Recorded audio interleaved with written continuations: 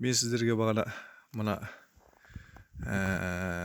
асханасы туралы біраз түсініктеме бердім.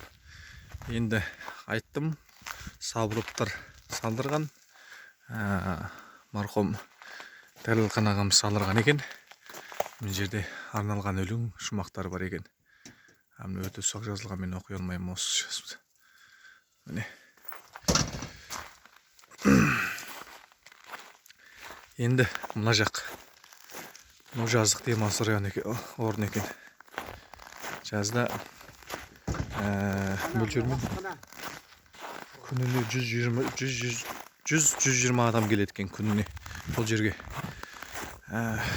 Біздер мінәжат етіп, құлшылық етіп атардың басына жетіп келуге. Мынау жаздық демалыс үй, мысалы қонақ үй дейміз ба, оның жататын. Бұл жерде осы және қазіргі мынау асханасы болып, осы екеуіне сол 120 кісі сияды екен. Енді кейбір семей қалған кісілер осы маңайда сол далаға түнеуге мәжбүр екен. Сондай кісілер кеп тұрады екен. Семей қалатын күндерде болады екен. Мынау енді асханасы екен. Жаздық асхана.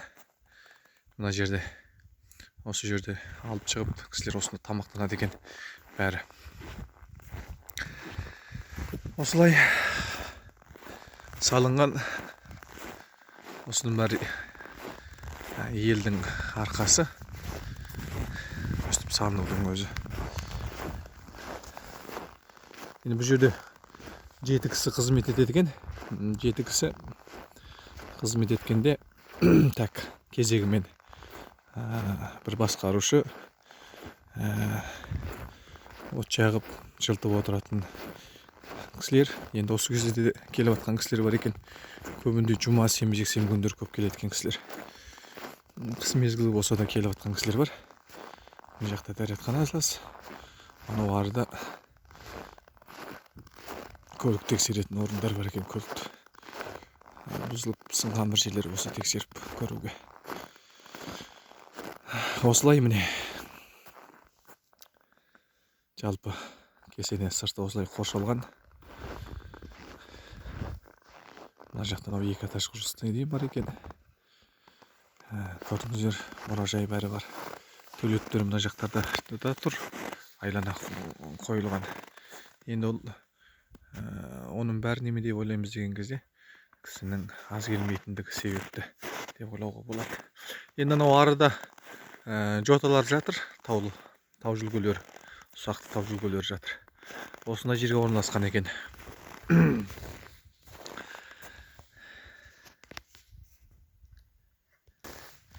Енді мұнда біз бұл кесене туралы айтатын болсақ, бұл кесенені көптеген ізгі жандар тұрғызған болып есептелінеді екен. Енді анау бағана айттым, мазардың тасының өзін Павлодар жақтан әкелініп отырып солай тұрғызылған екен. Бұл енді Дәлелқан ағаның сондай еңбектер екен. Дәлелқан ағалар еңбек еткен, сол себептен құрылған екен негізі. Енді мынау кесененің кіреберісі екен, негізі жаздық кіреберісі. Жаздық кіреберісі осылай неме алған. Ниеттеріңіз қабыл болсын дейді. Алла деген жазу тұр. Осы жерге бағана өмірбаян бәрі жазылған. Әулие Ырғызбай Досқанауыл деп жеті өмірбаян сондайлар жазылған екен. Бұл жерлерде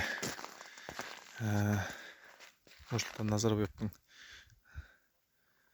болашақ бағдар рухани жаңғыруы бойынша деген сияқты тақталар бар екен.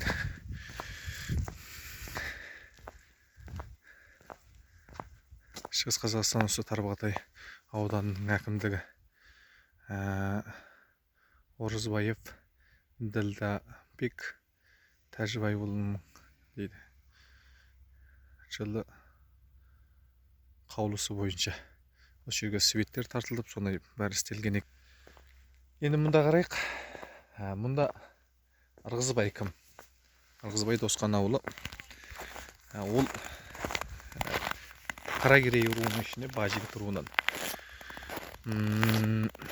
мұрын бабамыз, мұрын анамыз, яғни Қызай анамыздың сіңлісі болған мұрын ананың ұрпақтары есептелінеді. Мұрын ананың. Мұрын анамыз осы жақты мекендеген. Әлі күнге дейін мұрын анамызға ескерткіш қойылған, бірақ мазары табылмаған мұрын ананың. Енді ол үсте табылар. Қызай анамыздың да, мұрын анамыздың да жерленген зираттар табылатын болар.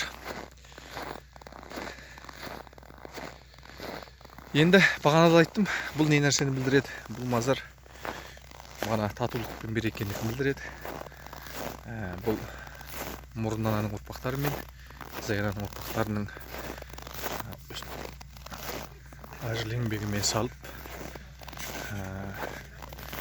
елге тартып өткен үлкен құлыстар, үлкен еңбектер. Ұрпақ аман болсын.